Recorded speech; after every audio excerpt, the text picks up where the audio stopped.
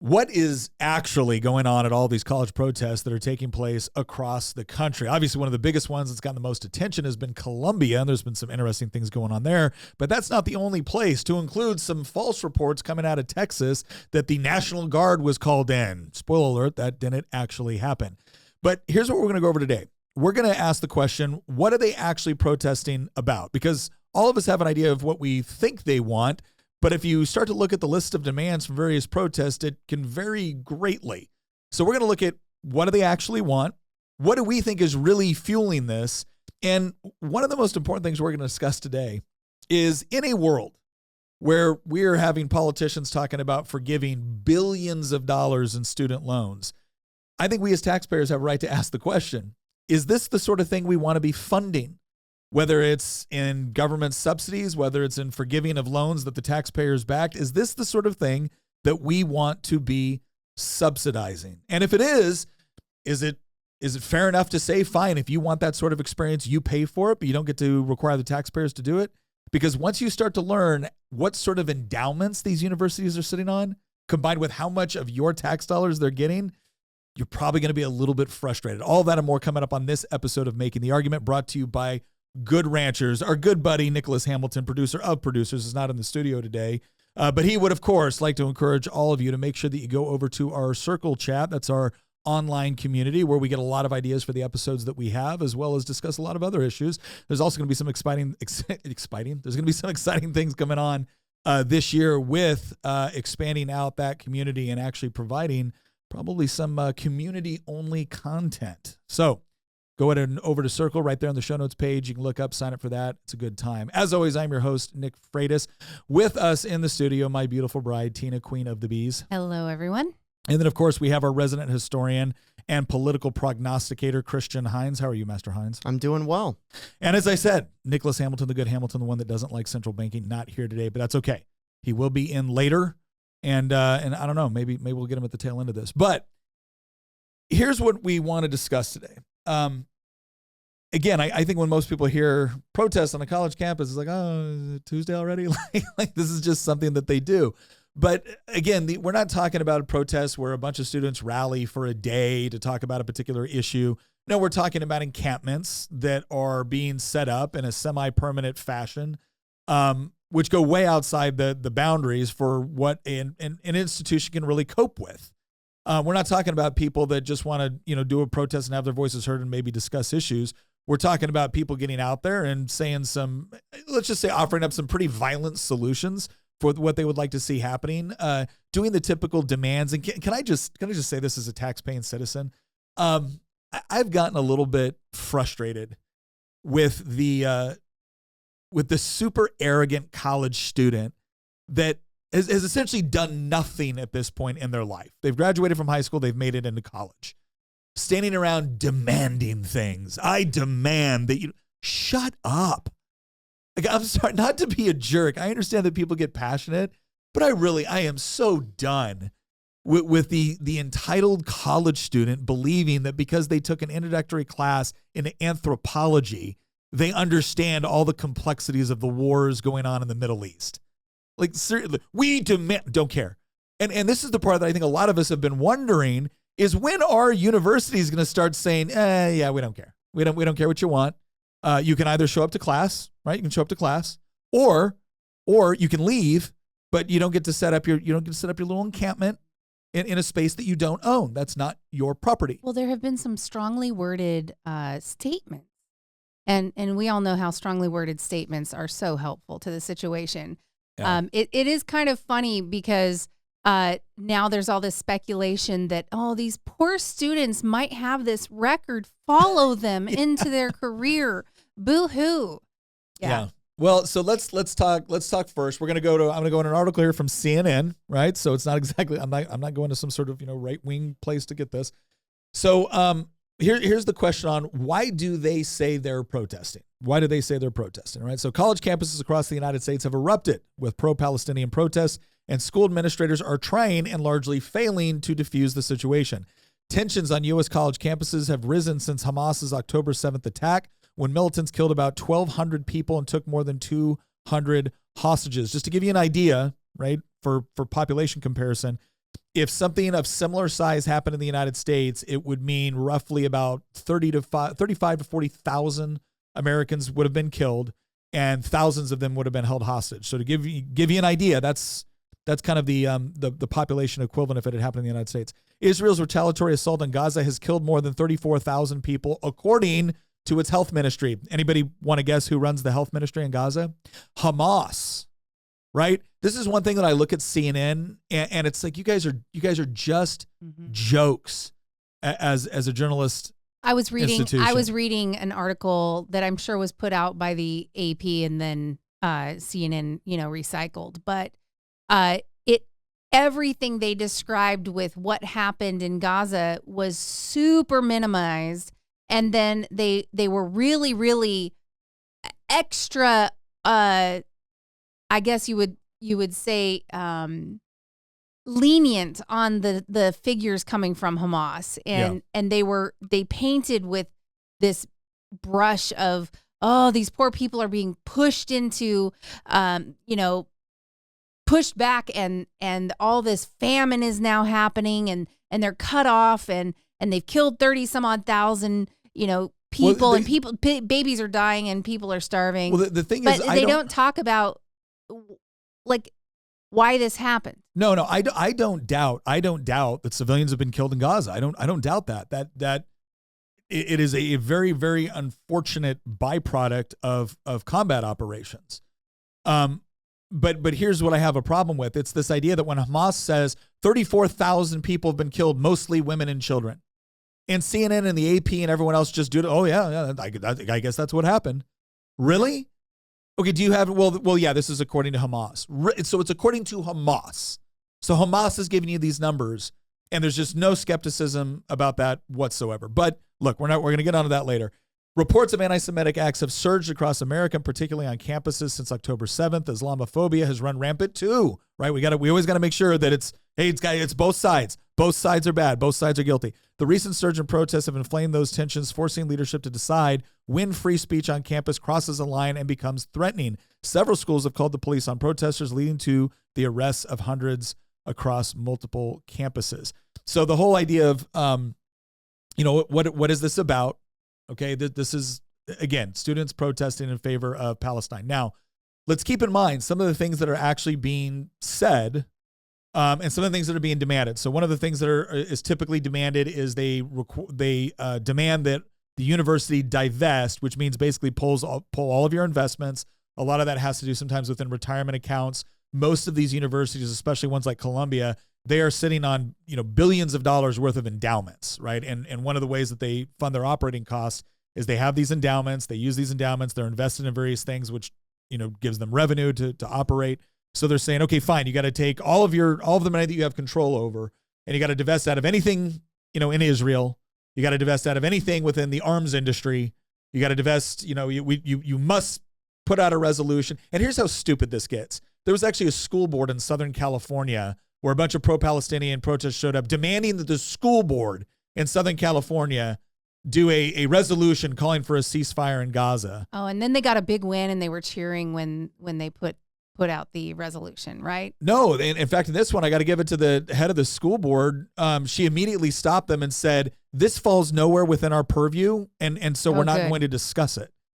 But no, this is the sort of thing you're saying. These are kind of like the demands, right? Yeah. But doesn't it seem to you like these demands didn't immediately come out?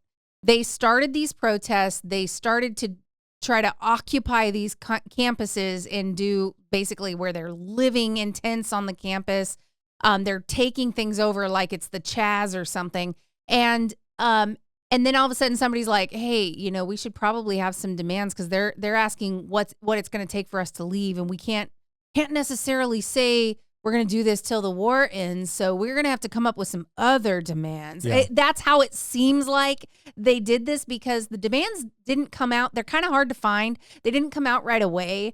And it's like somebody was like, wait a minute, we got to look a little bit legit here. Let's go ahead and have a conversation about this. But they can't even agree on what they want. I mean, they want them to divest, but they also want the schools to cut all ties with any company that does business with Israel as well. So it like cutting ties completely.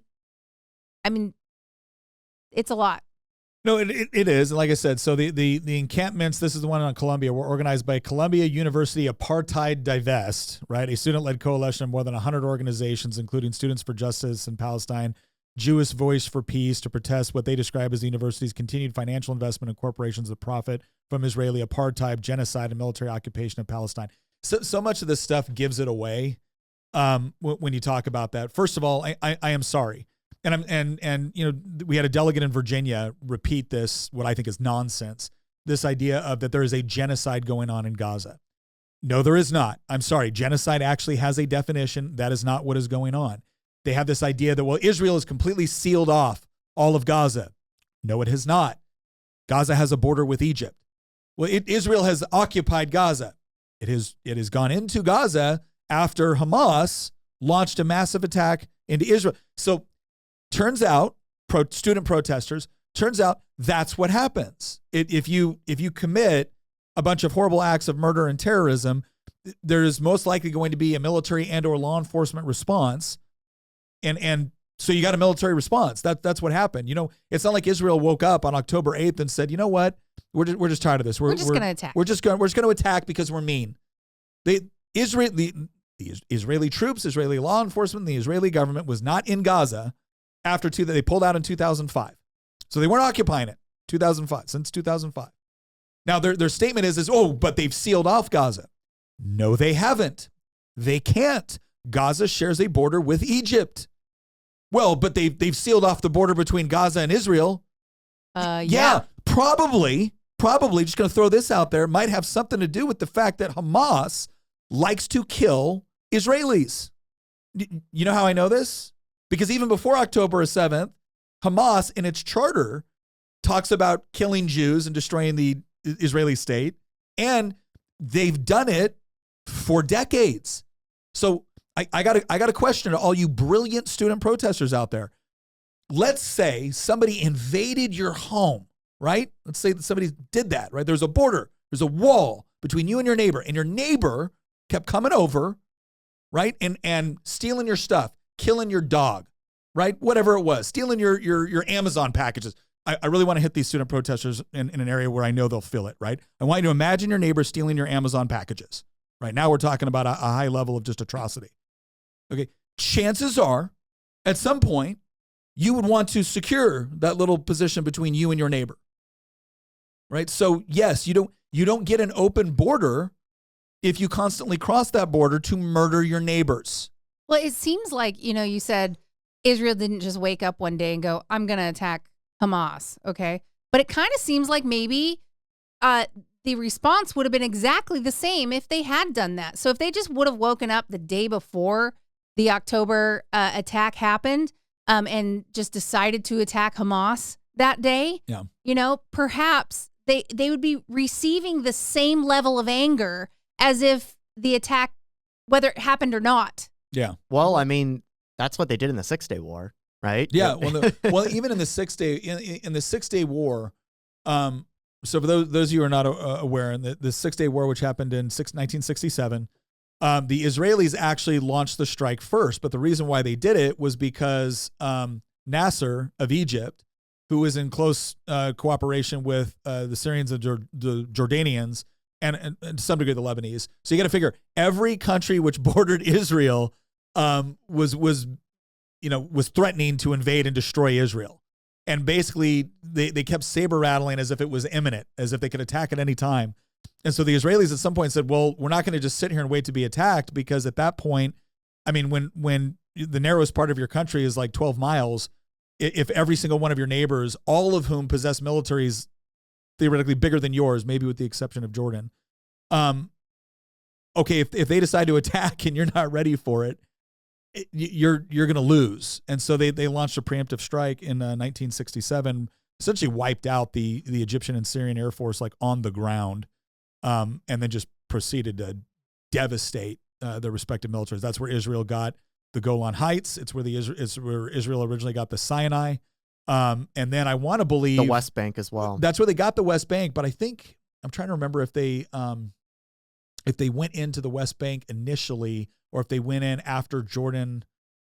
I can't remember, because what happened was 73. On the first day of the war, Yeah. the Israelis wiped out the Egyptian Air Force, and the Jordanians had not yet entered the war because they were not they weren't allied with Egypt to the degree that Syria was. Syria was literally a part they were of the Egypt same country. not that long before. They were the United Arab Republic. But so it was inevitable that Syria was going to come in on this, and Israel was going to have to fight on 2 fronts. They didn't want to fight on 3 fronts, so the Israelis reached out to the Jordanians and offered a truce, and the king of Jordan replied with, well, the die's been cast. Yeah, and that's when they lost the West Bank. So the reason why we're bringing up this little history lesson here is because, again, when they talk about the occupied territories, they're usually talking about the West Bank and Gaza. But Gaza hasn't been somewhat the Golan Heights. Definitely the Golan Heights, especially if you're talking about the Syrians. But because the Golan Heights were part of Syria, basically Israel kept the Golan Heights after 1967 because it's the heights, or it's a piece of high ground that overlooks the valley in Israel, and so they basically kept it as a defensive measure against Syrian invasion. The West Bank obviously was historically a part of historical Israel, and then Gaza to a lesser extent. But again, they didn't really. They stopped. They removed all Israeli forces from Gaza back in 2005. Yeah, I think what's important to understand here is when they talk about, again, why are they doing this? When they talk about, we want to free Palestine, we want to end the occupation of Palestine, they're not even talking about going back to pre-1967 numbers. When student protesters shout out from the river to the sea, Palestine will be free, that is the River Jordan to the Mediterranean. Anybody want to take a guess at what sits in between the River Jordan and the Mediterranean? Israel. And so there's been some people, there's been this big dust off. Is it anti-Semitic to say from the river to the sea, Palestine will be free? Now, some people will say, well, no, it's just basically a political statement about the state of Israel. Okay, can someone imagine a scenario where that is genuinely what somebody believes? It's like, I have no problem with the Jewish people. I just don't think the Israeli state is legitimate. Okay, let's be generous and assume that's exactly where they're coming from. The big question that this would, demand such a person to answer is, okay, what do you do with the Israeli state? If you really mean that you think the entire Israeli state is a rogue state, right, is an illegitimate country, then what do you do? And what do you think happens to all the Jewish people living in that area? And I think the answer you get from most of these people is they don't care. They don't care. Or they'll say, well, you can live under a newly established Palestinian state. Oh, I'm sure that would work out amazingly well for Jewish people because it's worked out well for all the Jewish people living in all of the Arab states in that region. Oh, wait. No, it hasn't. There was this famous speech that an ambassador to the United Nations from Israel gave where he said, where are your Jews? And he started listing off, this is how many Jews used to live in Iraq. This is how many Jews used to live in Saudi Arabia. This is how many Jews used to live in Egypt. Why aren't they there anymore? Some of them immigrated. Some of them were butchered. Right? But you don't have much of a Jewish population in the rest of the Middle East. So anyways, that's why we just give that quick, when they say occupied territories or occupied Palestine, they essentially mean ending Israel. That's what they mean. You also kind of have to go back and go, okay, so how far back in history are we going to go here? Because there is this sentiment that if these people used to occupy this land and the new people come in and push them off that land, then the people pushed off the land can commit absolute atrocities on the people that pushed them off because it's warranted, like it's justified. So, I mean, some of these college students, somewhere along the line, were talking about how, oh yeah, Native Americans totally have a right to come into people's homes and like slaughter their families because they took their land. And even though it happened ages ago, well, and we're not going to talk about whose land it was before them, right? Yeah. And so that's kind of the question is, how far back are we going to really go here? And it's always to establish whether it's a legitimate. They always want to go just far back enough to achieve their own political objectives and no more, right? Mm-hmm. Because if they really wanted to talk, what they're talking about is Arabs in this area. They say Palestinians. Okay, Palestinian is it's a legal term with respect to, again, the Romans were the first one to actually to name the region Palestine, and they actually did it as an insult to the Jews when they sacked Jerusalem in 70 AD? Was the second or I believe this was Hadrian. I mean, there were multiple Jewish revolts against there the was Romans, multiple Jewish revolts. Hadrian It was the after one that- Hadrian. Hadrian was the one that came in and just like, you want to talk about actual attempts at genocide. Hadrian was trying to genocide the Jews because the province was actually called Judea and had been called Judea since the Bronze Age. Even though it hadn't always been under Jewish rule, right? So you had, again, you go back far enough, you have the Canaanites, various Canaanite tribes, Amorites, Philistines, stuff like that. Then you have the Jewish kingdoms. Then you have the Assyrians taking out the northern kingdom. Then you have the Babylonians taking out the southern one. Then you have the Persian kingdoms. Then you have, the Romans, the Byzantines. It's not until the Byzantine Empire that the Arabs actually come in and control portions of this area with the Abbasid Caliphate. Ripped Heraclius. Yeah. So this idea, yeah. So this idea that, okay, how far back do you want to go? Because the Arabs, you want to go back, Nick? The answer to the question is simple. You were allowed to adopt blood and soil arguments under two conditions. Yeah. One, the group of people that are allowed to argue for blood and soil cannot be white. Yeah. And two, you are not allowed to argue for blood and soil pre-640 AD. Yeah. Yeah. Those are the two conditions. If you can meet those two conditions, if your people group is not white, yeah, and if you're talking post 640 AD, then you are allowed to use blood and whatever soil all day long. Well, here's the question. So is this nonsense just going on at Columbia University in New York? No, we know what's going on in other places. What are some other places? All right, so where else is this happening? Well, since last Tuesday, this is a slightly older article from CNN. Pro-Palestinian encampments have been set up at Massachusetts Institute of Technology, MIT, Emerson, the University of Texas at Austin, the University of Michigan, the University of California, Berkeley. What a shocker. On Wednesday, police arrested nearly 100 protesters at the University of Southern California after a dispersal order. Yale University police arrested at least 45 protesters Monday and charged them with criminal trespassing after they refused orders to leave, though dozens of protesters remained Tuesday morning. Harvard University closed Harvard Yard, and officials at the school suspended a pro-Palestinian student organization for allegedly violating school policies. Meanwhile, 9 people were arrested Tuesday at University of Minnesota's Twin Cities campus after they formed an encampment that went against school policy. Students, faculty, and staff at the University of New Mexico peacefully protested Monday in support of Gaza, the university said in a statement Tuesday, and more than 100 people were arrested Wednesday at Emerson College in Boston, shocker, during a pro-Palestinian protest, according to the Boston Police Department. It's also important to note there was a lot of people on Twitter and whatnot talking about how, the National Guard have been called into University of Texas, Austin. I can't believe this. This is Kent State all over again. Yeah, it wasn't the National Guard. It was Virginia State Police. Or excuse me, not Virginia, it was Texas State Police. But yeah. So this is going on college campuses all over the place. Now here's something that I think, and again, the way this is being dealt with, I'm actually surprised. Columbia, I'm not as surprised. They finally called police to try to remove trespassers, but they're negotiating with these groups as if these are like foreign countries, as if they're legitimate, establishing peace treaties with one another. This is also happening semi across the whole Western world. You've got it happening in Canada. You've got it happening in Europe, England, France. So you've got these kind of things happening all over the place. It's kind of an academia problem. You know where it's not happening? Japan. Yeah, Japan is not having a huge problem. What does Japan care over Gaza? Yeah. It's not happening in South Korea or Taiwan either. Yeah. And the reason why is because those places recognize that, you know what, when you act like total barbarians, we're not going to hold a bunch of protests and rallies. But you know what, I'm kind of getting ahead of myself, because the same reason that you don't see these like pro-Palestinian, pro-Hamas protests in a country like Japan is actually part of the reason why the protests are actually taking place. So I might want to hold that off until later in the episode. Yeah, I mean, again, I'm a little bit surprised. Like USC canceled their commencement address. Again, state troopers were called into Austin. This is not just happening at universities though. Like you have people blocking traffic. Google was an interesting story. Let me pull this up here real quick. So Google fires more workers over, and I love this headline. Where is this from? USA Today. Google fires more workers over pro-Palestinian protests held at offices, cites disruption.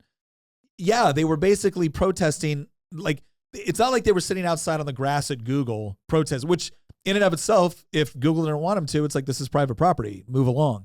No, they were like going into offices and protesting in the middle of the workday. And you've got like Google executives and supervisors going like, hey guys, we understand where you're coming from. And, we've tried to give you an opportunity to have your voices be heard, but we really do need to work. And it's like, no, we demand shut, you're fired. You're fired. You're fired. Goodbye. You're fired. Goodbye. Google actually has been firing people, but a part of me too I struggle with this. And I had someone kind of lecture me on it once before, and I get it. And it was a while back when Anna Kasparian was getting all upset about something. I was like, oh, is Anna Kasparian dealing with the consequences of her actions? And it's I look at Google, it's like, yeah, you encourage this. You encourage this culture, and now it's coming back to bite you. And you're firing people, and the press isn't being nice to you. Okay. Maybe you should keep this in mind the next time you engage in the sort of statements that you do, in the sort of culture that you attempt to create, and the sort of activism you participate in as a company. Oh, yeah. I mean, just do a Google search. What was it the other day, Nick? You were searching something about, I think, the Columbia protests or something on Google. And the search results from there versus different search engines was crazy different. I mean, just night and day. As I was researching for this, I had to continually go over to DuckDuckGo and put in the exact same search request, and I would get very different results, except they were the results I was looking for, not the results Google had curated in order to influence my opinion on this topic. We are not sponsored by DuckDuckGo either. No, yeah. DuckDuckGo gives us no money or support, anything like that. But it's one of those things where, and again, I don't even know what DuckDuckGo's political ideology is on anything. I think they're just trying to come up with, a search algorithm that makes sense based off of your request. Whereas I've noticed with Google more and more, and I think it's become more blatant recently, where you will type in something, you have to go to page 6 to find what you're looking for. 12 articles trying to refute what it was that you were asking for. It's like, look, just give me the data I'm looking for, not all of these liberal organizations' analysis of the data I'm looking for. And that's why I look at organizations like Google, like, yes, I sure hope you are finally making a connection to the way you behave and the sort of behavior you encourage, right? And the pain you are currently feeling. Because if you never make that connection, you're just going to repeat it again and wonder why this is going on. Haven't we been so nice and tolerant and understanding? Yes, you've been nice and tolerant with understanding with people who don't care if you're nice or tolerant and understanding. Right. They want something and they're determined to get it. And they will be more than happy to abuse whatever tolerance that you show them in order to get what they want. But you know who will not do that to you? You know who will not treat you with that sort of contempt? Good ranchers. Good ranchers won't. Good Ranchers has got your back. In fact, I think a problem with a lot of these protesters is they're probably just lacking protein and testosterone. But the point is that if you actually want to be able to have the sort of environment where you can sit down with other people and have a conversation, you can come to the table, you can sit down, you discuss your day, you can discuss important issues. So much of that goes so much better if you're breaking bread with one another. And Good Ranchers has made that a part of their mission. Plus, if you go to goodranchers.com and you put in promo code Nick, you're going to get the benefit of their price shield if you sign up for one of their subscriptions. So not only are you going to get a whole bunch of other deals associated with that, but you can get locked into the price today and keep that price for your subscription all the way to 2026. With everything the Federal Reserve and the federal government has been doing, that is a really, really good idea. I cannot imagine their CFO is happy about that. In fact, I talked to Ben Spell. He told me he's not happy. Their CFO is not happy about that, but they're willing to do it because they want to make sure that they're providing you a good product delivered to your door at a good price. So go to goodranchers.com, put in promo code Nick, take advantage of that price shield now. Okay. You were mentioning just before you did that amazing ad transition, you were talking about kind of Google's getting what they get, kind of. You created this. Now you're going to have to contend with the results of what you created. And I feel the same way about these universities because I hate to say it, and I'm going to just say it because who knows, maybe I'll get quoted and people will think I'm crazy, but honestly, I'm kind of glad that this is happening to academia right now. I'm kind of glad. Like I am glad people are kind of feeling the hurt of not getting the education that they paid for. And and taking it out on these colleges and universities. I'm glad that their reputations are getting soiled with all of this stuff that they created. Like, it's out in the open now. And it's interesting to me because I feel like they've done a really good job packaging your college experience and selling it to you for insane amounts of money and making you think that all this crazy stuff, that's just right-wing rhetoric. That's just propaganda from the right wing. Well, now we're actually seeing it happen on their campuses. Students are feeling unsafe going in. They're having to cancel classes, cancel commencement addresses. They're canceling all of these for the rest of the semester. Classes are canceled at some of these places. And you know what? I'm kind of glad, because they haven't been giving the students what they're paying for anyway for a really long time. They've been feeding these students crappy, garbage degree programs and racking up all this student loan debt. And now they're a barista at Starbucks. And, enough is enough on that. And I'm just kind of glad that it's out in the open now and people are sort of seeing it for what it really is. What? So I sent a meme. I have to pull this up now because I think Tina saw it. Did I? Where is it? Oh, here's the. Oh, hang on. Here's the meme. I want y'all's take on this. Explain it for those who are. Okay, here I'll just pull it directly from the source if you give me a second. Explain it. For the audio, especially because I'll be able to give credit. Aaron McIntyre, his Twitter feed is just hilarious sometimes. He tweeted this recently after an American flag at Harvard University was replaced with a Palestinian flag. Here's the video of that, right? And the students are chanting about globalize the Intifada, and he tweeted this, and he said, "I want tanks in Harvard Yard." It's the Star Wars meme, and Leia's responding, "Because of the Palestinian protesters." And then it's just Anakin silent, and she's like, "Because the Palestinian protesters," right? Yeah. He's been tweeting lately, look, I don't care what the stated justification is. If we can get tanks in Harvard Yard, I'll deal with whatever the justification is. His thought process goes something like this. It's universities have been a hotbed of pushing radical left-wing policies, not even liberal at this point, just straight up cultural Marxism, socialism. Yeah, and before we go on, because I want to do that, let's distinguish real quick between, again, how we distinguish between leftism and liberalism, right? Liberalism still buys into this idea that the scientific method, that logic, that critical thinking, inductive argument, deductive arguments, like we're going to stack up all the evidence, we're going to try to come up with, that's fine. Like, we don't have any problem with that. Leftism is something very different. So sorry, I didn't mean to interrupt. No. That's fine. And in fact, I think that one of the problems is that, and this is actually getting back to Tina's point, a potential good that could come out of all of this chaos is that universities, and we've talked about this at length, universities for a long time have been a hotbed of basically creating Marxists, right? Like, you go to a university and you spend 4 years being indoctrinated, being told a lie. Yeah. And what's happened is that the same people that the universities have been creating for all of this time have now turned around and have started attacking the universities themselves. What it is it's the Leviathan eating itself. Yeah. And that's the incredible thing about all of this. We are so used to seeing the board of directors at Disney, the editorial staff at the New York Times, and the faculty at Columbia all agree on the same thing. Yeah. They're all on the same page 99% of the time.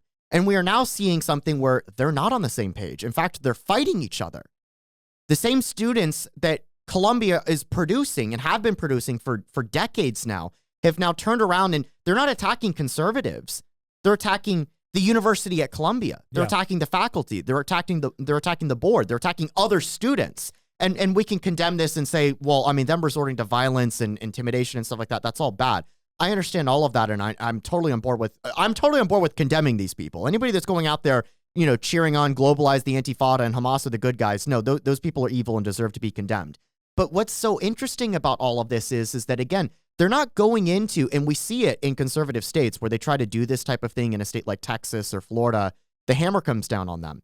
But when they're doing this in places where they can get away with it, they're not attacking conservatives. They're attacking other leftists. In fact, case in point, there's a hilarious. They're doing both. But yeah. There's a hilarious tweet that came out recently of young Native Americans arrive at the UCLA liberated zone with a sign saying Hamas supporters aren't welcome on native lands, and then the Hamas supporters physically attack them. Yeah. That gets my point. Yeah, that drives the point home about how. Did that not work out for you? They're also there. You can see them fighting themselves even within the protest itself, not just administration versus protesters. It's protester versus protester. They had to take a little pause in Seattle the other day because they realized their crowd wasn't diverse enough. Too many white students protesting against white atrocities, apparently. Yeah. And so they were like, wait a minute, we can't do the encampment yet because there's too many white students. Yeah. That was awesome. In Seattle. So, there's another thing that that's been going around lately. This is an incredible tweet here. A far left rally in Gaza, or for Gaza at Georgetown University. An extremist with a microphone says, "There's only one solution: Antifada revolution. We must have a revolution so we can have a socialist restructuring, reconstruction of the United States of America." This right here, this tweet from Andy Nago, really kind of encapsulates why this is happening. At the end of the day, this is not about Gaza. This is not about Israel and Palestine. It's about cultural Marxism. The issue is never the issue. The issue is the revolution. And I think, it's interesting. There was this, Columbia had to ban a student because he went on with a video. It's not like somebody misrepresented him, but his name was, Kamani James, a leader of the anti-Israeli protests at Columbia University, seen in January 2024 video in which he said Zionists don't deserve to live. The existence of them and the projects they have built, i.e. Israel, it's all antithetical to peace. So yes, they feel very comfortable calling for those people to die. Be glad, be grateful that I'm not just going out and murdering Zionists, he added, right? So when we look at all this, and I think this part that Christian brought up, it's there's what they say they want, right? And then there's people like this, and other people will say, oh, well, that's just a one-off crazy person. He was one of the leaders of the protest. You don't get to act like this some dude in his mom's basement, right? Was that the non-binary guy? I don't know. That's what kind of cracks me up. There was a non-binary one, and he ended up getting, I think, expelled. There's what they say they want, but I think it's logical for most of us to look at this and say, okay, I remember not 20 minutes ago where the left was all about talking about rise in anti-Semitic activity in the United States. And, oh my gosh, this is the right wing and look what's going on. And Charlottesville is indicative of, or the protest that happened in Charlottesville is indicative of the entire right wing and Trump and all of this. So it wasn't that long ago that, again, Jewish people found themselves on the, as far as the leftists are concerned, on the right side of the oppressor-oppressed dynamic. Mm-hmm. And almost immediately after October 7th, I think most reasonable people would have looked at what happened on October 7th and, oh my gosh, this is horrible. This is atrocious. There was really one place in American culture where you really, actually two places, where you actually saw people almost immediately after October 7th going out and treating Israel and Israelis and Jews as the bad guys. And there was two places you saw it: members of Congress and college campuses. That's where you saw places within the United States where almost immediately, right, like people are still dying. People are still being held hostage. It's like, no, the real problem here is Israel. The real problem here is the occupation of Palestine. And so you got to ask yourself, okay, well, wait a second. How was it that 5 minutes ago, the left was all warning us about increased, anti-Semitic activity on the right, and this is more of just the right-wing fascists in the United States, and Donald Trump's a fascist, and if you voted for him, you're a fascist, and you're a Nazi, and everything else, to now left-wing campus organizers repeating things that quite frankly, would make the KKK blush. So what exactly has happened? Not to mention the fact that they're not just saying death to Israel or from the river to the sea, Palestine will be free. On some of these places, they're shouting death to America. Bill Maher's talked about that. Yeah, they're shouting death to America. And again, where is it taking place? College campuses, educational institutions. And at some point, you've got to wonder, okay, what exactly is going on to where at a prestigious university like UVA, University of Virginia, right, which is not known for being one of the most liberal universities in the country, anything like that, they actually had a student group there that was publishing out flyers of the Hamas terrorists in the parachutes. Like, we're not even talking about like no, they're separating Palestine from Hamas. No, they weren't.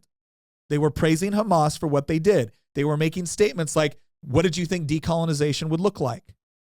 Of course, they have the right, the oppressed have the right to murder their oppressors.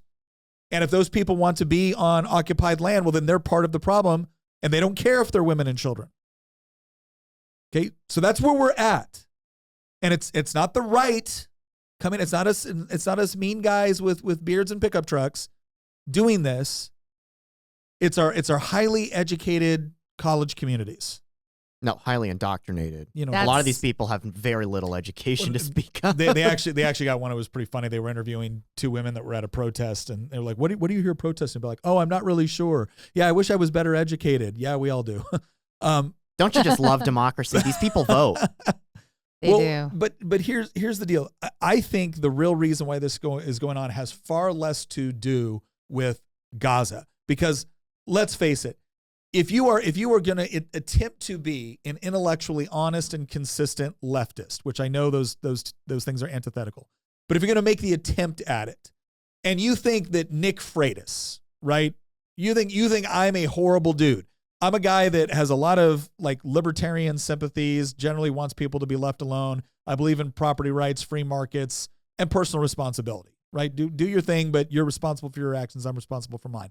If you think that makes me a horrible, evil, dictatorial fascist, have you seen what Hamas does to the LGBTQ community in Gaza? Because I'm going to, spoiler alert, no drag queen story hours in libraries in Gaza. That's just not a thing. Turns out that's not a thing. Turns out if you tried to do that in Gaza, all right, there wouldn't be a counter protest. You'd be executed.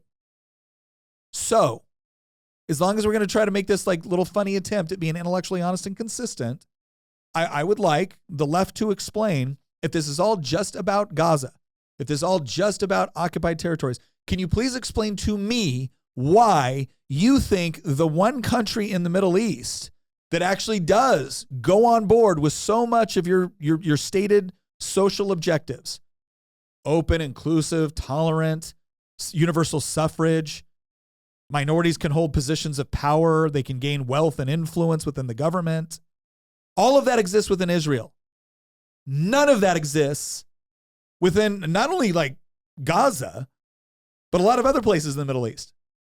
Turns out, not a lot of high-ranking women of color and or LGBTQ representation within the Saudi government.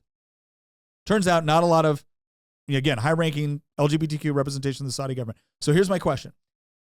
If all of these things are so important to you, like absolutely critical, and any sort of opposition to it whatsoever, and I don't even mean like physical opposition, just agree to disagree, is representation of fascism, Nazism, and everything else, how do you explain this? And the answer is you can't. You can't. There is no way to logically connect the absolute dedication to LGBTQ rights, okay, and the way that Hamas treats people that are part of the LGBTQ community. You cannot connect those two things and say this makes sense, unless that's not really the issue. Unless the real issue is that you have a political ideology and you have certain objectives with those political ideologies, and these groups and these issues and these people are useful allies for the accumulation of political power, then all of a sudden this makes sense. These two things now make sense. So it's the enemy of my enemy is my friend. Kind of. I think to some degree, I think it's not that what it is. It's like having alliances and then you'll just deal with your differences later. what it is, it's the logical conclusion that the oppressed-oppressor dynamic inevitably takes you. For example, and far be it me to shill my own Twitter account, but I tweeted That's okay. something We're last used night. to that. I'm just kidding. I mean, this is true if you think about it. And I mean, what I said is that vast swaths of the American left hold all the following views. 1, rape and murder are acceptable forms of resistance to drive out, quote, colonizers and settlizers. 2, all land belongs to the indigenous natives of that land. 3, borders are illegitimate. And 4, no human is an illegal immigrant. Once you understand, they literally believe in both blood and soil and open borders at the same time, everything starts to make sense. And I had a lot of people that were upset at me in the comments. Mm-hmm. And you had there were a couple people that replied to this and they're like, you're an idiot. And I just searched their Twitter feeds and guess what? It's all anti-male, anti-white, anti-West tweets. And I actually screenshotted some of those and then quote tweeted those because it's the same story every single time. People that read something like this, and other people have made this argument, by the way. Yeah. I'm not coming up with anything new here. Anybody who brings this up, the response from the left is outrage and denial and saying this is dumb, this is idiotic. Is it incorrect? No, in fact, it's not incorrect because the same people that are complaining about somebody pointing this out are the same people that will go around and cellbrate this type of stuff directed at the right groups of people. Notice how I say the right groups of people, though. You're allowed to be racist towards whites. You're allowed to be sexist towards men. You're allowed to want to tear down the fabric of society, but only in the West. You're not allowed to do those things elsewhere. Yeah. And the reason why is because these people have adopted. So does this mean that all these people are just crazy radical, misandry, anti-white racist? I mean, some of them are, but ultimately what most of these people are not actually racist or sexist. What most of these people are simply Marxists. Yeah. And they're manifesting their cultural Marxism in a form of anti-white, anti-West, anti-male bigotry directed at those groups. Why? Because they've identified those groups as being oppressors.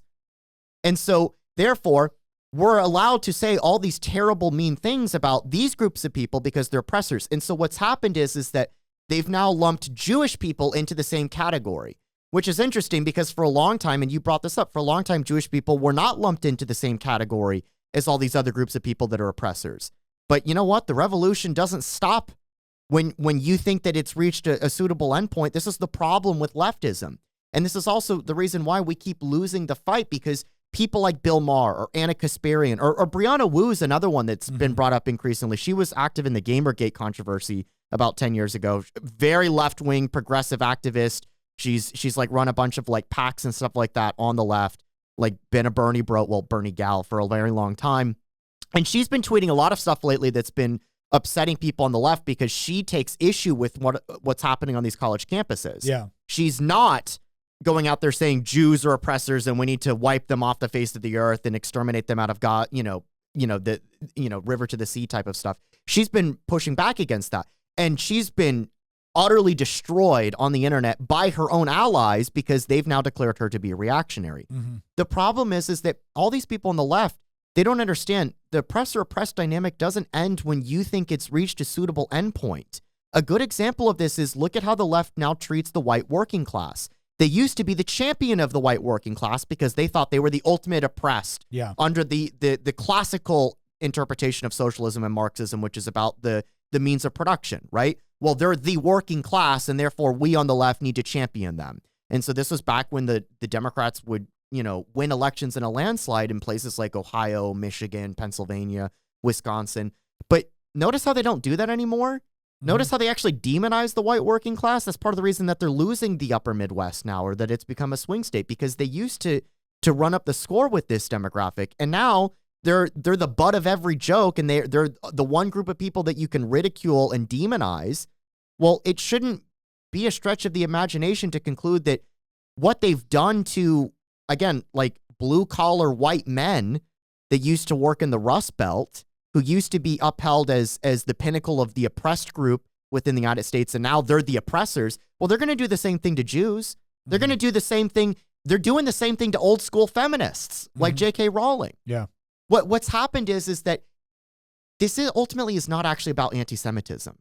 It's not about Gaza. It's not about Palestine. It's not about Israel. It's not about any of this stuff. The goal, what this is all about is Marxism. It's all about cultural Marxism. It goes back to the tweet from Andy Ngo, right? That the goal is not actually an Antifada revolution. The goal is a socialist revolution. Yeah. Yeah, no, I agree. I don't think, because again, you can't, there's no way to make sense of a bunch of leftist activists in the United States who think you and I are like the pinnacle of like Nazism, right? Even though like we hate everything about that. And so much of what they actually support from a public policy perspective bears a far greater resemblance to what that regime was doing than anything we want. It doesn't make sense. It doesn't make sense that they can hate us with the fury that they do, but then look at like an organization like Hamas, right? Or a society or a government like Hamas.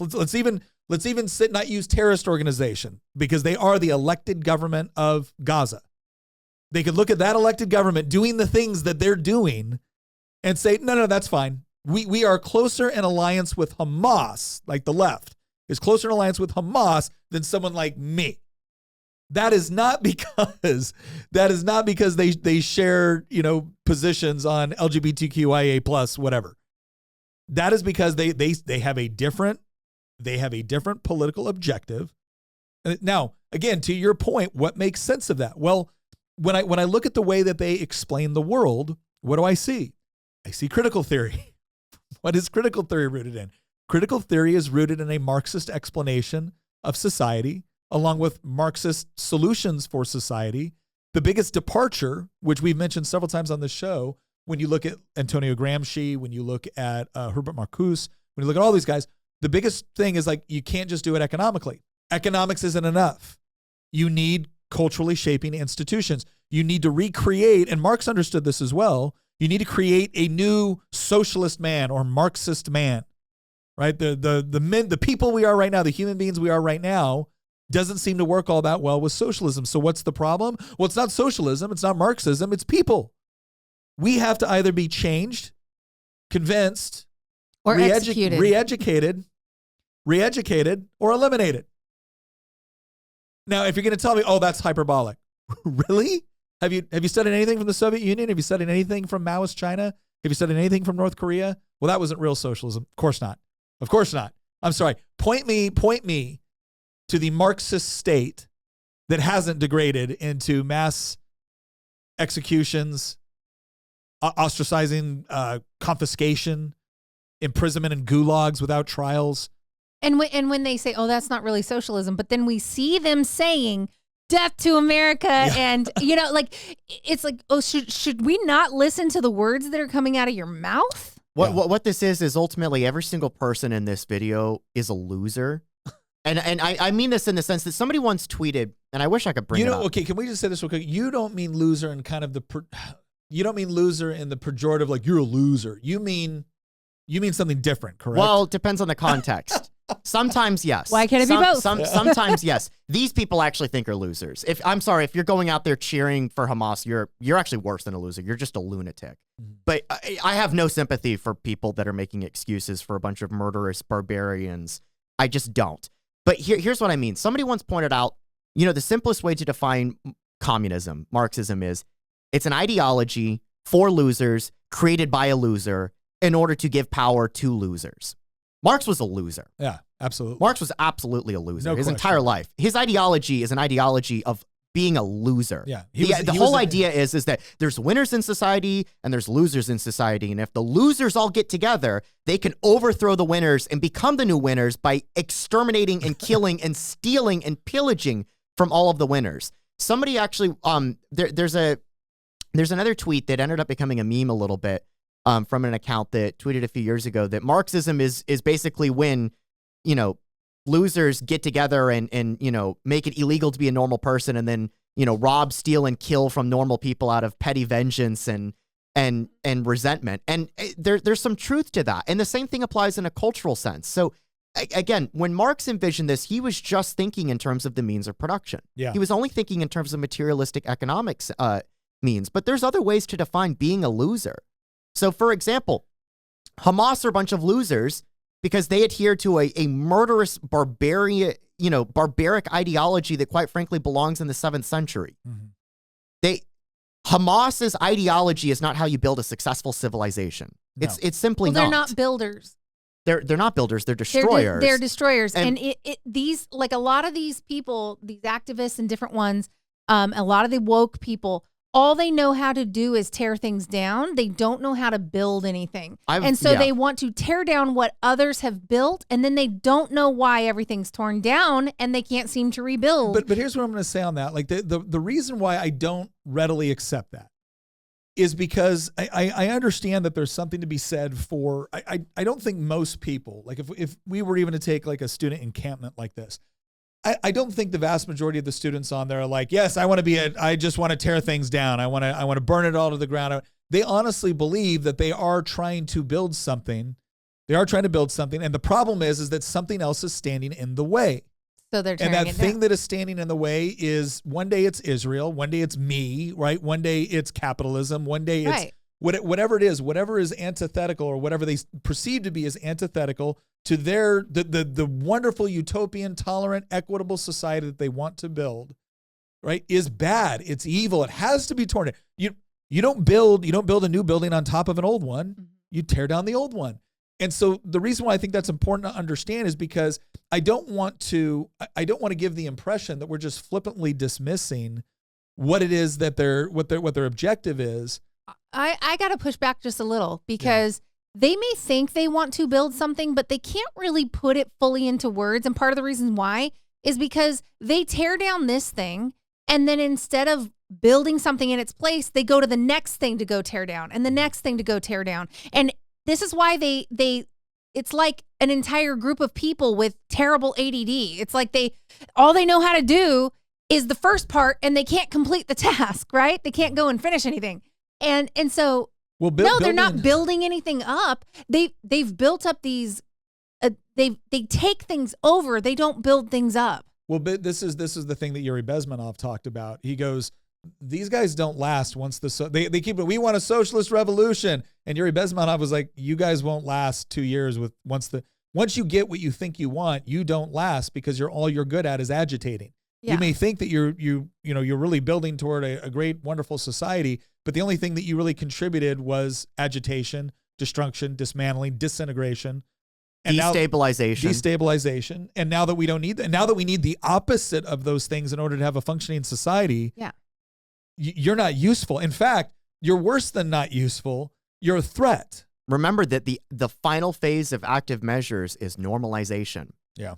Once you get to the normalization phase, you don't want the agitators anymore because the agitators don't normalize, the agitators destabilize. Yeah. But once the regime is in place, no, you liquidate those people. This is what's happened in every single Marxist revolution that's ever taken place. Stalin consolidated the revolution. He put an end to it.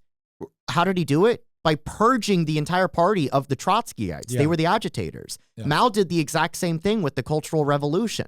Here's the thing we want to get at this. Like, what is the takeaway for the audience, for everyone watching, is that, again, do I believe that there's nobody there that is genuinely concerned about civilians in Gaza? No, I believe that there's people that are. I believe it's appropriate to be genuinely concerned about non-combatants anywhere.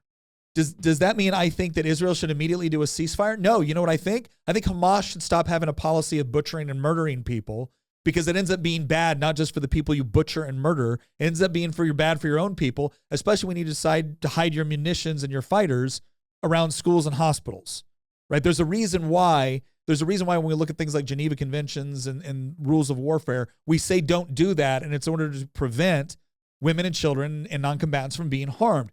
Hamas does it on purpose because the CNN and the Associated Press will dutifully report anything without actually saying, gosh, could there be some connection to a terrorist organization putting military munitions, fighters in places that they're not supposed to, and then people getting harmed as a result? And maybe Hamas should bear some of the responsibility for when that happens. Nope, none of that. And again, it's not because CNN and the AP desperately want to live in the sort of society that Hamas would provide them. Hamas is just useful for the moment. The Palestinian cause is useful for the moment. At some point, it will not be useful. At some point, it will not be useful for them.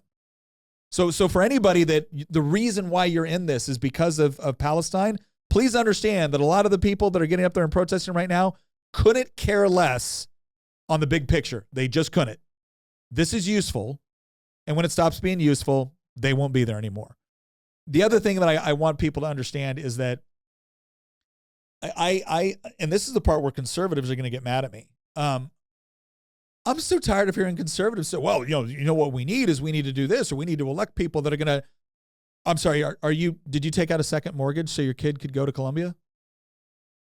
Are you still donating to Columbia? Because I'll see that. You'll see conservative business owners donating to their alma mater. Have you been watching what your alma mater's been creating lately? Right? Well, we need to invest more money in higher education. Okay, great. If you want to personally invest in higher education, go do it. But you don't get to take it from my constituents.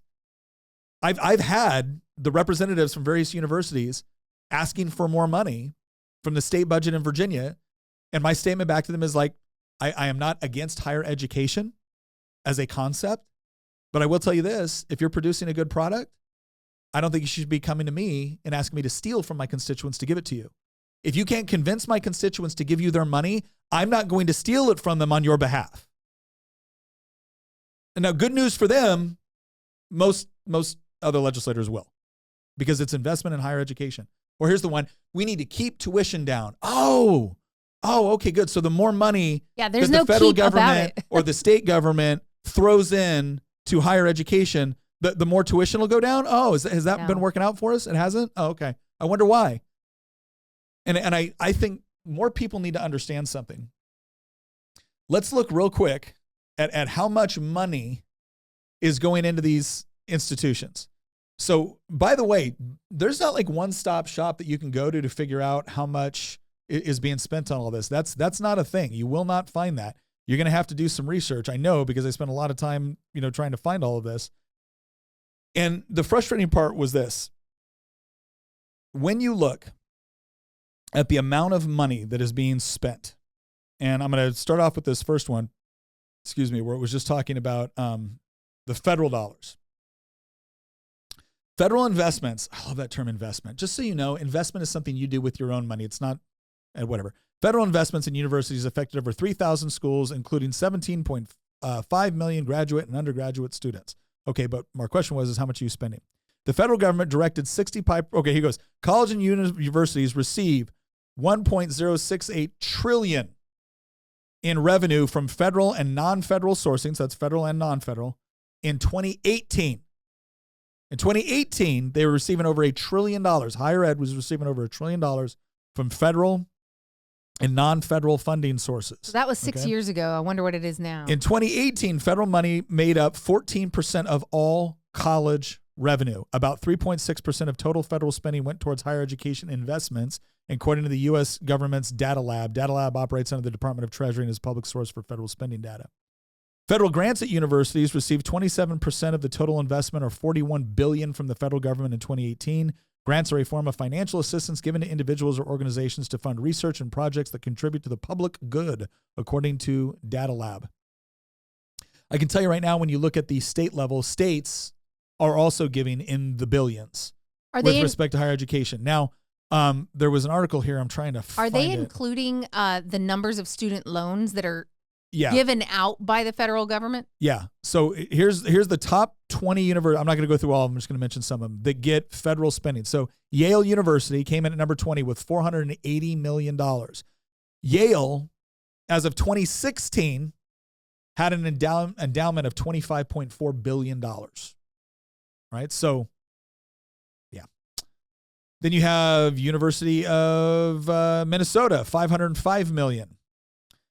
University of Colorado, $535 million. University of California, San Francisco, $535 million. They sit on top of an endowment of $1.1 billion. Harvard University received $550 million. They have an endowment of, I think now their endowment's up around $50 billion. That's the endowment for Harvard. University of Wisconsin-Madison, $551 million. Now, again, some of this is to fund research. Okay. So some of it is not just direct expense. I want to be intellectually honest here. Some of this is not just direct subsidization to a university. A lot of it is in the form of grants, or it's in research projects, capital projects. Georgia So Institute are these some of the organizations, is this where we fund things like giving cocaine to pigeons and things of that nature? Yeah, Okay, some of it. so there's some of your studies. Yeah. Duke University, 562 million. University of Pittsburgh, 580 million. Penn State, 599.8 million. University of California, San Diego, 643 million. Now, keep in mind, this is just what the feds are doing. This is just what the federal government's doing. Right. The states, I want to say, I think the state funds somewhere. Berkeley likes to say, oh, well, the state of California, even though we're a public institution, the state of California only funds about like 14% of our overall budget. Okay, but from what I understand, that equates out to somewhere around $400 million. So keep in mind, this is not your child went to Berkeley and your child or you are paying tuition to Berkeley in exchange for an education. This is the state of California taking your money and giving it to Berkeley. Right? Same thing here in Virginia. We give hundreds of millions of dollars to universities sitting on endowments worth billions, hundreds of millions, if not billions of dollars. We actually give billions. I've got the chart pulled up right here. Virginia gives well over 8 billion, almost 9 billion. This is in 2021. It's probably over 9 billion. Oh, it's going higher this year. It's going higher this year. So let's do, I want to look at something real quick, just interesting, right? So we're giving all this money. So understand, higher education, the government is investing in higher education. So you have over $1 trillion going into institutions of higher education. Hundreds of millions from the Fed, or hundreds of billions from the Fed, hundreds of billions from individual states. Let's look at the University of California voting habits, or the campaign donation habits. So this represents the entirety of the University of California system. So I'm not just cherry picking Cal Berkeley, right? I'm not just cherry picking, one institution that we all know is the University of San Francisco. Nope, it's the average for all of them. Okay, so let's go. Let's look at 2024 cycle, and let's see what percentage for all federal candidates. 94.78% of all donations went to Democrats. 5.22% went to Republicans. Okay, that's California though, right? That's California. California. We all know that California is a little bit kooky. Let's go to Columbia, where a lot of this stuff is happening right now. Columbia is actually, I think, a nonprofit. It's a private university. Let's see what were the donations from the faculty and staff at Columbia, where kids are going to get a well-balanced education from multiple perspectives, because we all know diversity of thought is very important. And this is an Ivy League. All right. Okay. So, 95.7%. 95.7% went to Democrats, 4.23% to Republicans. So Columbia, based off of their campaign contributions, more left-wing than the University of California system. Okay, what about Yale? I mean, Yale's got to be different, right? Yale's, of course they're going to have a little bit more diversity, right? I was actually watching some comments for students that were saying, I'm a little bit more conservative if I go to Yale. Am I going to? Oh, no, we're very open. We're very tolerant. We like diversity of thought. Okay. All federal candidates, 96.6% of all campaign donations in 2024 to Democrats.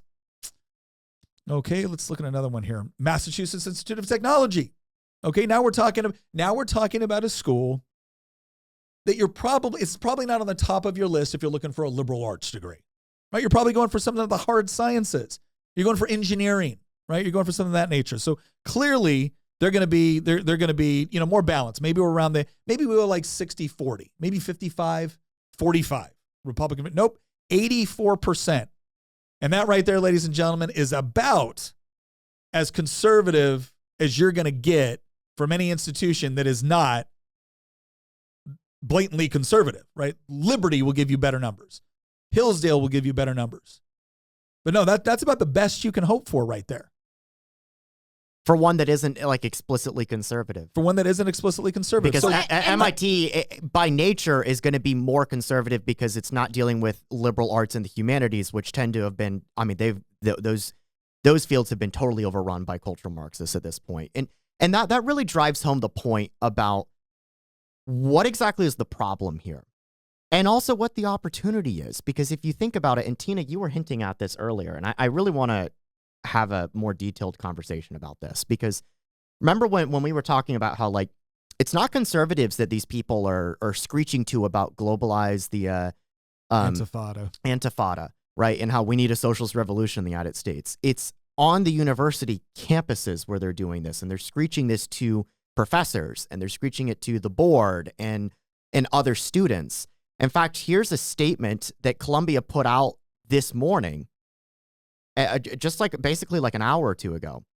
And this is really interesting, where they said that, they were in talks. They tried to negotiate with the students who have set up an encampment on the campus grounds, and how they're violating a lot of school policies. And they said, we've tried to give you spaces and times for you to demonstrate, legally, and without disrupting things like the graduation that's supposed to be taking place pretty soon, and without disrupting the classes that are supposed to be taking place.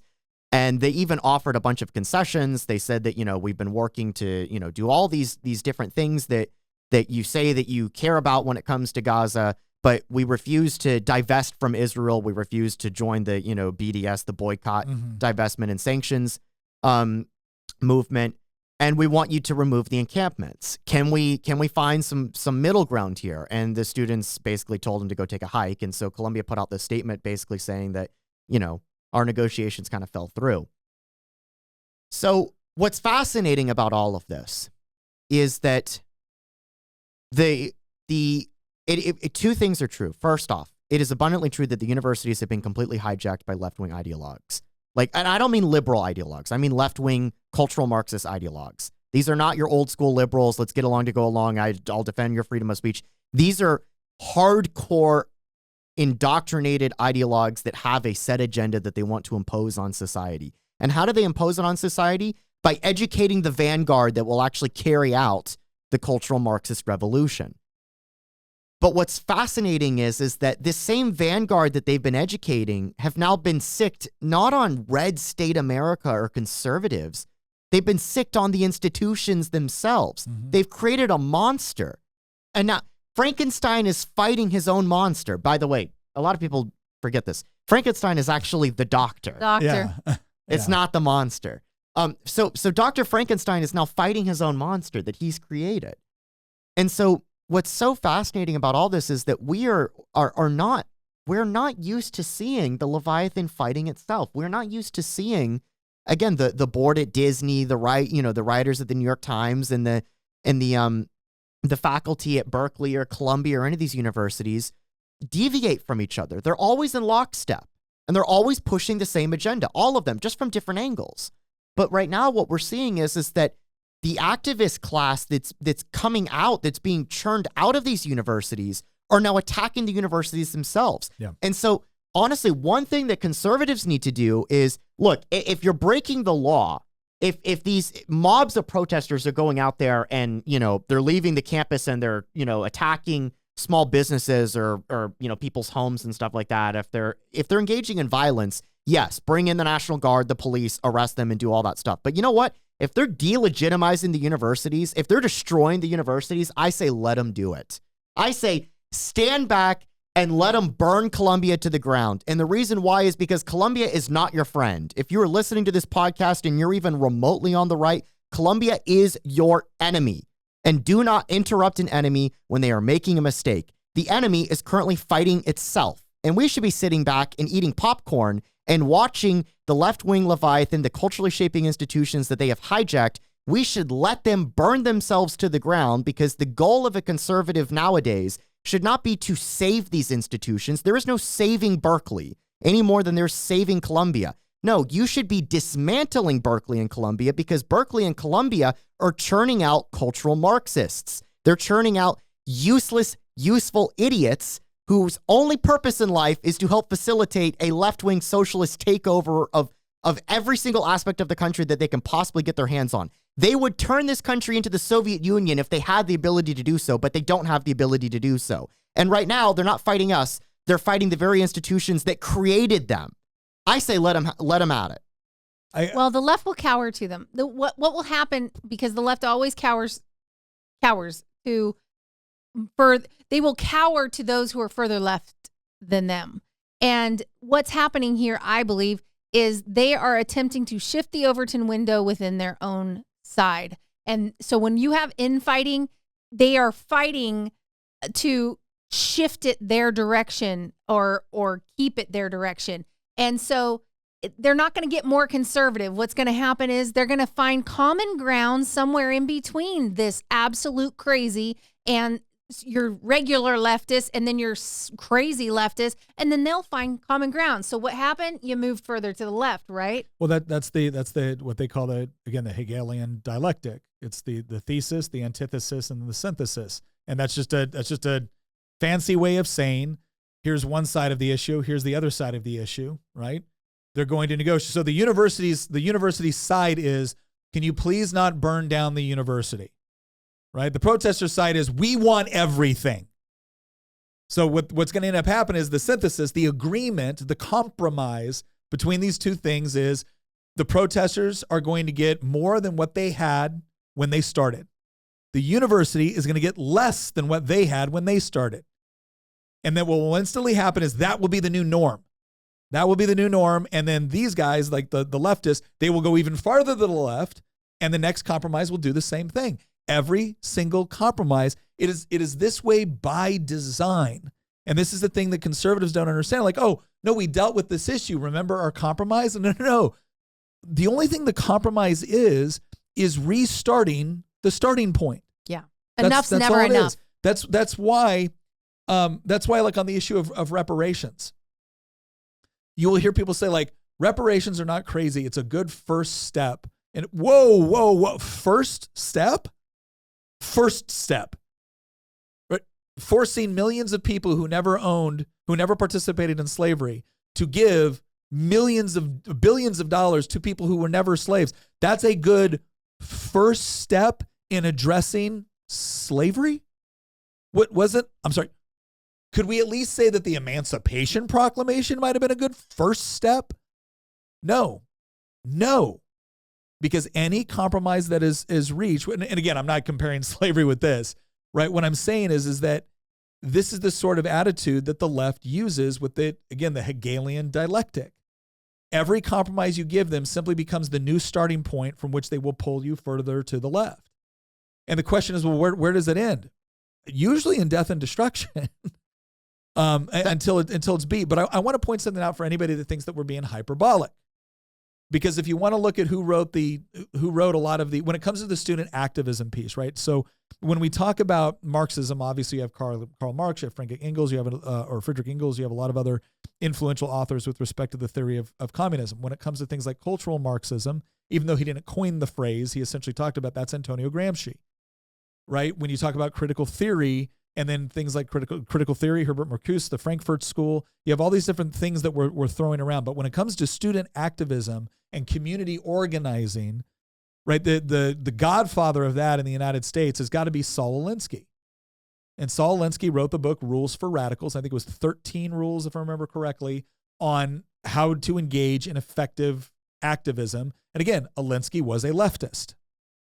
But And by the way, in the original copy of Rules for Radicals, he actually dedicated it to Lucifer, and that's not by accident. You're actually seeing more and more of that kind of come out in these leftist circles of literally upholding Satan as the first rebel that insisted upon knowledge and everything else. And that's what Alinsky did in his first dedication. There's even a children's movie or series coming out about poor Satan and how he was so oppressed by God. Yeah. So, and it's for kids. Satan's is now the part of the oppressed class, right? All right. So here's this quote from Rules for Radicals that Saul Alinsky wrote. Again, I cannot tell you how many of these student activist groups follow the Rules for Radicals. And here's what he said. I have on occasion remarked that I feel confident that I could persuade a millionaire on a Friday to subsidize a revolution for Saturday, out of which he would make a huge profit on Sunday, even though he was certain to be executed on Monday. Right? That's not me putting word in good old Saul's mouth, right? That this is what he said. Now you look at these institutions of higher education, you look at these corporations, you look at these businesses, and what do you see being done? You see them engaging in whether it be ESG programs or DEI programs or any number of other programs, studies, courses, or whatnot that are all designed around left-wing ideology, right? Gender studies is not a course on, hey, how do we do a better job of understanding, or women's studies is not about how do we do a better job of understanding women's role in history and society. That's not what it's about. If you go into pretty much any women's studies program, it's going to be rooted in this idea of the oppressor-oppressed dynamic. and utilizing government and leftist political ideology in order to achieve certain end states. Yeah, it may say women's studies, but that's not a politically neutral course you're taking. I don't think anybody thinks it is. So the point of what Saul Alinsky is saying here is that he didn't see, even though he wanted to take this down, he also saw the value that could be had in utilizing it for his own advantages and his own purposes. So when you have BlackRock saying, well, if you want to actually take your company to the next level, you're going to need capital investment. And the only way you're going to get it is if you adopt ESG programs. Well, that company is going to look at it going, well, we need to be able to expand. We need more. We need to be able to hire more. We need to be able to build more infrastructure. I need to get this loan from Bank of America or BlackRock or whoever else it might be. So, okay, I'll adopt the thing. I'll adopt the thing you're telling me I've got to do in order to make the profit now, even though eventually down the road. Now, they never think that down the road that's actually going to happen. They don't think they're going to be killed by the revolution. They don't think that. I think this is just something we got to put up with, something we got to endure. It's just the times we live in now. Well, the times we live in now are moving more and more to the extreme. Now, here's an article that I found that I thought was actually somewhat encouraging. And that was one that says, survey finds employer not that one. Where was it? Here we go. Survey results also indicate, so basically what this overall article from eCampus News is saying is that many employers say they won't hire Gen Z grads. Now, this wasn't just focused on Gen Z, all right? It was actually focused on new college graduates, which just happened to be Gen Z grads. So this was less about Gen Z than it was the university system.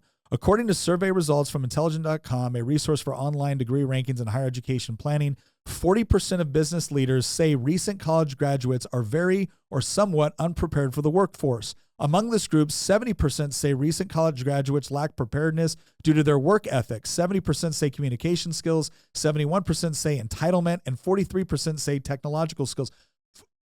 How in the actual hell does a modern Gen Z grad lack technological skills by comparison? But you notice that the biggest one there, 71% say entitlement. The entitlement is not, look, it is very, very popular for one generation to say to a younger generation, well, back when I was your age, or, kids these days, that's not what we're talking about here. We're talking about college graduates. So we're talking about business owners, people that are going to hire other people, saying, I got a real problem hiring college grads, young college grads, because 71% of them come in with a sense of entitlement. Where'd they learn that entitlement? You could say from parents, but they're definitely learning it from a university system which treats students who leave class in order to go protest and set up an encampment, right? So we're missing classes to set up an encampment to make demands about a conflict that's going on in Gaza. And with every expectation that the university is going to capitulate, that there will be no consequences for their actions. And then that same person shows up into the workforce, and guess what happens when they show up? They have the same expectations. I'm going to get whatever I want. I'm fighting for cosmic justice. Your business exists in order to assist me in that process by providing me a paycheck that I am owed and I deserve. And the moment you don't do what I want, I'm going to go after you. I'm going to occupy your offices. We saw that at Google. I'm going to demand things from you. And if you don't give them, I'm going to rally support around behind me. I'm going to try to hurt your company and its brand. Why would you hire that person? This is why I say burn it to the ground. Burn the university system to the ground. Here's it's really sad that we've gotten to this point, but let's be honest. Universities do not have a monopoly on knowledge. Less so now than at any time in human history. Less so now than any time in human history do universities have a monopoly on. If we executed the meme, right, that I showed you earlier, the tanks in Harvard Yard, if we bulldozed Harvard to the ground, not that we would, right, but like if we bulldozed Harvard to the ground, I do not associate myself with those comments. And salted the earth, Roman style, right? If we went full Cato, Harvard Delonda est, no knowledge would be lost. Actually, no, that's not entirely true. Knowledge of cultural Marxism might be lost. But I mean, I view that as an absolute win. Again, the thing that conservatives need to get across, and look, I get that you might not be taking the as extreme position as me about how like we need the tanks in Harvard Yard. I get that, but I do think that we're on the same page when it comes to the idea that we both know that the university system has been hijacked by left-wing activists. These are not rational people. These are not moderates. These are not liberals even. They are radical left-wing activists that have taken over the university system from presidents. We saw what President Gay said at Harvard right before she got ousted for plagiarism, right? Like, these people, again, are ideological opposites in almost every single respect. They've hijacked the university systems. And what have they done? They haven't turned the university systems into, even, greater bastions of knowledge and churning out enlightened students that are ready to, lead the United States well into the 21st century. Like, no, they've turned out a bunch of activists that apparently don't know how to hold a job, but they do know how to hold a protest.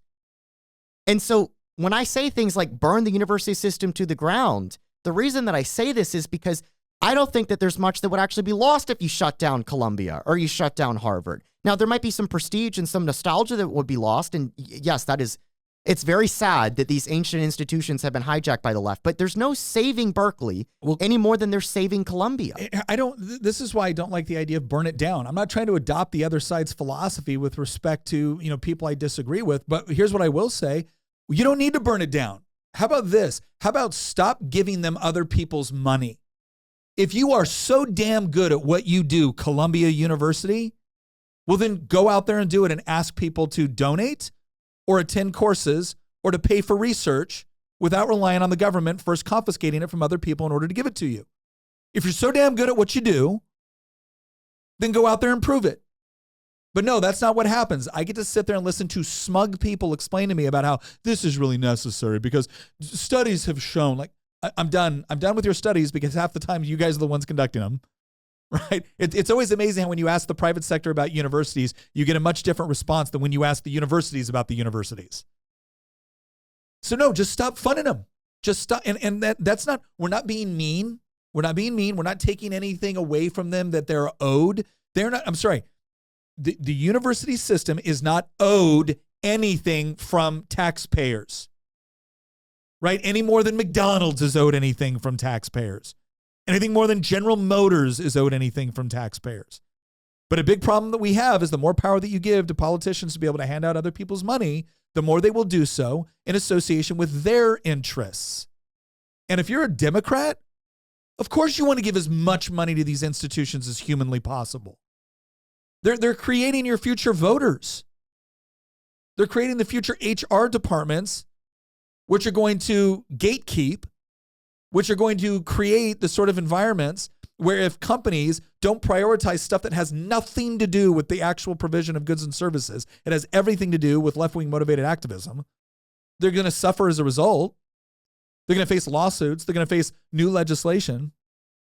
If you're a Democrat, it makes perfect sense why you're pouring over $1 trillion a year between state and federal funds into these universities. They are your ideological allies. There is no equivalent on the right. There is no equivalent on the right. You want to know how much money? You want to know how much money the state of Virginia gave to, gun groups in Virginia. Gun groups with ideologically or more aligned with the right. You want to know how much money we get? Zero. We don't give them any. You want to know how much money I lobbied to give to them? Zero. Because we shouldn't be doing that. Because I shouldn't be taking your money to give it to something that is not directly aligned with what legitimate functions of government are. But the left does not see it that way. The left sees a huge pile of money and thinks to themselves, how do we get this to as many of our friends as possible? And let me give you a perfect example. For the same Democrats that sat there and lectured me in Virginia, like, we're doing this to keep tuition down. UVA spends $20 million a year on DEI hires. So they have a DEI board, $20 million a year. Those are, now is that $20 million in the form of all these wonderful, policies that are helping with inclusion and bringing more people? No. They're paying people hundreds of thousands of dollars. Hundreds of thousands. Open the Books Fund, UVA Global's chief diversity officer, Martin Davidson, receives nearly $600,000 per year in salary and benefits. $600,000 per year to be the chief diversity officer for UVA. Do you want to know what $20 million represents at UVA? You could give just about the entire student body $1,000 off their tuition. There's about 21,000 students at UVA, 20 to 22, right? You take $20 million, you divide that by that, about $1,000 per student. You give them all $1,000 off their tuition. Would that be helpful? Yeah, I bet it would. You want to know what they're going to do instead? They're going to lobby the federal government to take your money, give it to that student in the form as a loan, then send that kid through a bunch of classes so that when they show up back at home, because by the way, you also are helping to pay for their college, right? When they show up back at home for Thanksgiving, they're going to lecture you on what a horrible white supremacist colonizing bigot you are. Then they're going to go back to that university in order to get this degree, which may or may not be valuable. It depends. If they're going into a hard science, it could be very valuable. If they're going into medical school, it could be very valuable. If they're going to one of these groups that has studies in the title, probably not. Probably going to be needing their college loan forgiven. Oh, great. So that's what's going to happen, right? The university is going to prioritize their own spending, and they're going to say, look, guys, it sure would be nice to spend $20 million a year on DEI staff. It sure would be nice to be able to spend $600,000 a year on the chief diversity officer for UVA, because I'm sure he's generating over $600,000 worth of value for the university. But we just can't do it. We can't do it. We got all these students that are struggling right now. And so what we're going to do is we're going to take this funding over here, right? And we're going to forgive some of the college loans for people that went to our university and didn't get a viable degree. Or we're going to take some of this money and we're going to give our students a drop in tuition, right? We're going to give a drop in tuition in order to help with this. We're going to prioritize this over here because, like we've said, that's really important to our university. Are they going to do that? No. They're going to show up in my office saying we need more money to invest in higher education in order to keep tuition down. Ladies and gentlemen, how arrogant do you have to be to essentially show up and tell people, hey, we're turning your kid into an activist, and we're probably turning your kid into someone that is not going to like you very much. And maybe, if you're lucky, they'll get an economically viable degree, depending on what sort of course of study they take.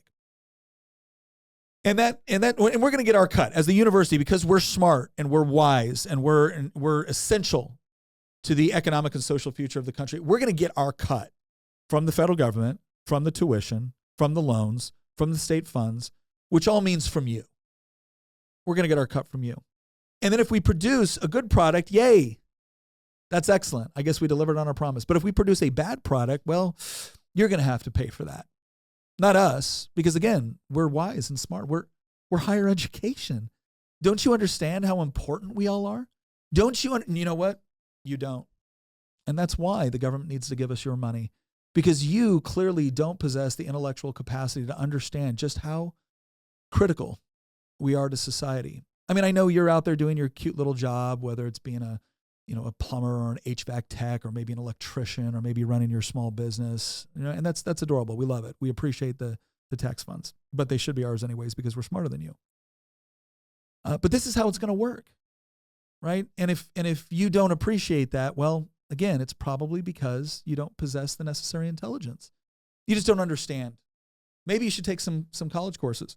They'll be really expensive, but we'd be happy to educate you. But in the meantime, we're not going to convince you to give us your money in the form of tuition. We're going to take it from you through our friends over here, the elected officials. And if you don't like it, tough. That's what's going on in this country right now. And nobody gets to tell me it's not, because I've seen it from the inside. That's what's going on. That's effectively what is taking place. So here's my question. Do you want to contribute to that? I know there's some you can't. But if you're not calling up your state legislator or your congressman and saying, no, I don't consider, if you vote for this, I do not consider that an investment in the future. I do not consider that an investment in education. I consider it you stealing it and giving it to your ideological allies. That's how I will interpret that vote. Well, then don't be surprised when they do more of this. Right? Nick? If you're going to voluntarily contribute by saying, you know what, gosh, I want my child to go to that alma mater. Why? Well, the credentialing. Well, more and more business owners are actually removing the requirements to get a bachelor's degree. It's something like 50% are removing the bachelor's degree requirement. We are out there right now looking for people to hire what we do here. And I'm going to tell you, if I'm being perfectly honest, depending on where you got the degree, it is not helping you. It is hurting you. At this point, if you got your degree from one of these institutions, I probably don't want you anywhere near me. I don't want you anywhere near the work that we're doing. I don't want you anywhere near the company. I don't want you anywhere near these people that I care about, because we're trying to do something and we're trying to create something. We're trying to build something, and you don't know how to do that. You know how to tear things down, and you know how to complain. Great. Good luck finding a job for that, but it ain't going to be here. And so more and more people need to understand, whatever you currently think of in your head with respect to higher education or the good time you had going through school. And let's go ahead and do it all the caveats that, yes, you can still get a quality education at certain institutions and in certain degree programs. Absolutely. There's also some jobs where you have to get the degree. By the way, we should probably point out that is also in many cases a complete cronyist fix between government and universities. For the government to come out and say, oh, you have to have this sort of credential. Oh, well, who offers it? Oh, higher education.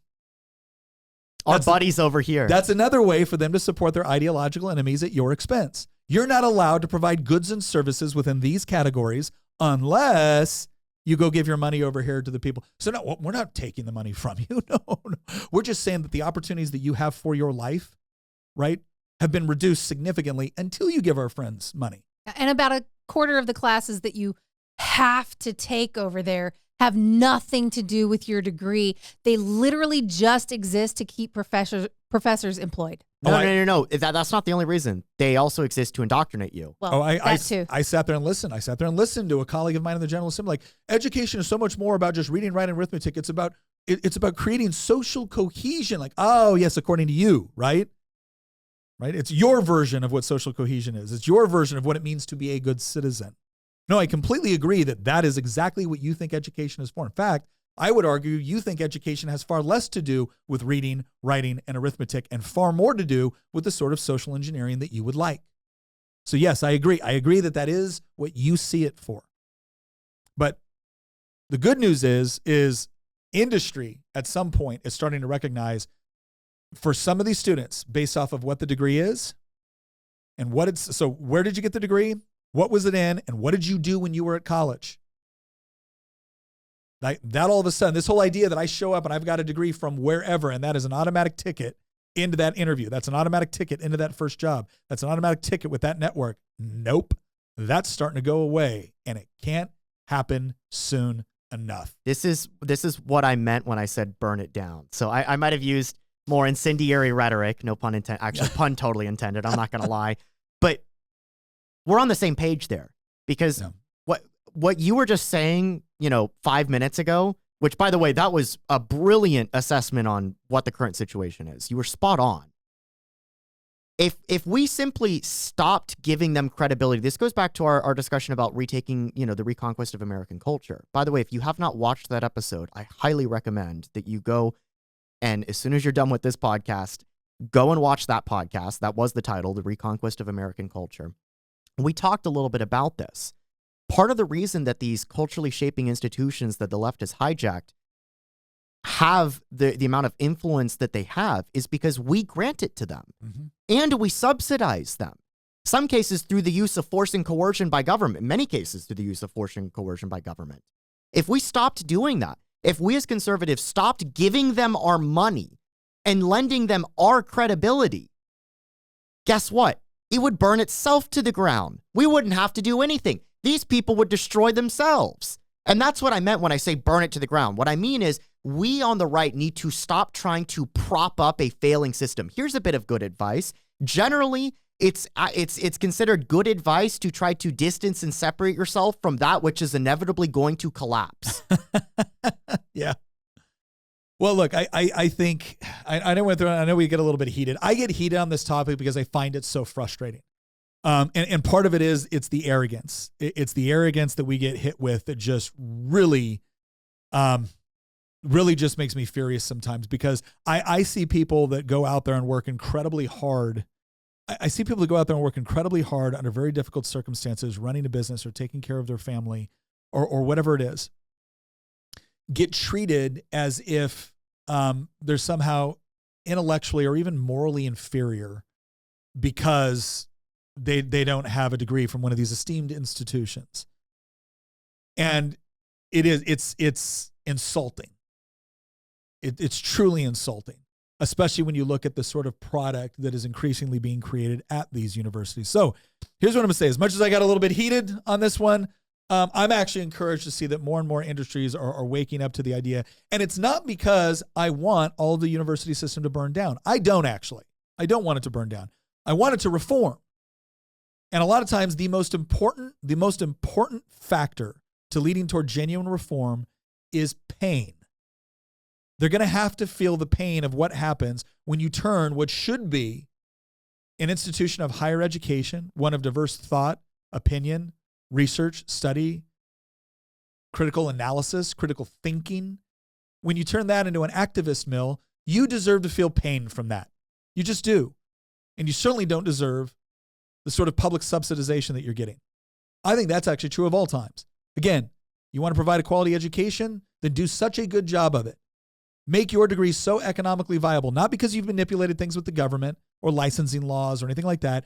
Do it because when somebody leaves your institution, they are fully equipped to go in to a world as an entrepreneur, as an employee, as an inventor, as an innovator, as a thinker, whatever it is, and dominate. But I don't see a whole lot of that happening compared to more and more of this. Student encampments, making demands, and insisting on leftist ideology. All right. Well, we hope you found this informative. Want to once again do a shout out to Good Ranchers. Go to goodranchers.com, put in promo code Nick. You're going to lock into that price shielding. So again, don't waste your money on an academic institution that hates you, right? Spend it on an institution that is going to give you excellent meat delivered right to your door and will lock you in at the same price now all the way through 2026. That's pretty incredible, right? So once again, thank you very much for joining us. We hope you found this interesting, entertaining, and informative, and we will see you next episode.